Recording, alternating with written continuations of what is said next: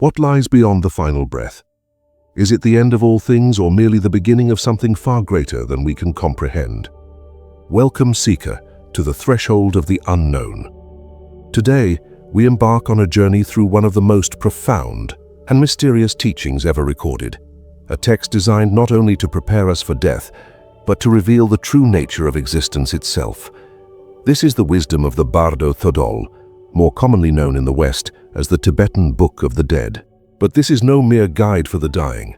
It is a roadmap of consciousness, an intricate map of the unseen realms that shape both life and death. For centuries, this sacred text has offered insights into the transition between worlds, guiding souls through the veils that separate our waking reality from the great beyond. Today, we walk this path together, exploring its lessons, its warnings, and the ultimate revelation it holds. The origins of the Bardo Thodol trace back to an enigmatic and legendary figure, Padmasambhava. Known as the Precious Master, he was far more than a monk. He was a mystic, a yogi, a bringer of esoteric knowledge that would forever transform the spiritual landscape of Tibet. Born in India in the 8th century, he carried with him a mastery of wisdom that went beyond traditional teachings. He understood that the journey of the soul did not end with death. In fact, death was merely a doorway, a crucial turning point in the cycle of existence. At the time of his arrival in Tibet, the land was steeped in shamanic and animist traditions, deeply rooted in the Bon religion. Buddhism had yet to take hold, and the forces of the unseen world resisted change. But Padmasambhava was not deterred. Using his vast understanding of magic and tantric rituals, he tamed these spirits, integrating elements of Bon with Buddhist thought, creating a path that honored both the old and the new. He established Sami, Tibet's first Buddhist monastery, and from there his teachings on life, death, and enlightenment spread like wildfire. At the core of his wisdom was a radical idea, that the moment of death was not to be feared, but embraced as the greatest opportunity for liberation. Most souls lost in illusion would miss this chance. But for those who understood the nature of the transition, a doorway to ultimate freedom could open. To prepare for this, he left behind the Bardo Thodol, a guide meant to be read to the dying and studied by the living. In it, he detailed the 3 critical stages, or bardos, that every soul would pass through after death. The first of these is the Chikai Bardo, the moment of transition.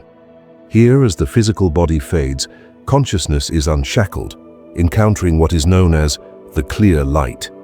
It is pure, infinite awareness, unfiltered, untouched, limitless. For those prepared, recognizing this light means instant liberation, merging into the vastness beyond form and suffering. But for most, the brilliance is overwhelming, and fear forces them to retreat, setting them on a path through the next stage of the journey. That brings us to the Chonyad Bardo, the realm of visions. Stripped of the body's distractions, the mind faces its deepest truths. Here, all that was suppressed in life emerges, dreamlike yet profoundly real. At first, peaceful and radiant deities appear, manifestations of one's higher self. But if the soul clings to fear or doubt, these serene figures transform into wrathful entities, mirroring the unresolved aspects of the psyche. These are not external forces, they are projections of the self, reflections of past actions, emotions, and karmic imprints. The Bardo Thodol warns to succumb to fear in this stage is to lose the chance for enlightenment. For the prepared mind, these visions are mere illusions, dissolving like mist under the sun. But for most, they remain all too real, driving the soul into the final phase, the Sidpa Bardo, the stage of rebirth. Here, karma pulls the consciousness toward its next destination. Desires, fears, and attachments dictate the next life, drawing the soul toward the conditions that reflect its inner state. Visions of unions, symbolizing the merging of spirit into a new body, signal the final choice. Without awareness, the pull is irresistible, and the cycle begins anew. Yet for those who truly see, an opportunity remains, even in this final moment. If the soul can release all attachments, it may yet escape the cycle, dissolving into the vast, unchanging clear light. This is the ultimate goal, not rebirth, but freedom beyond all illusions.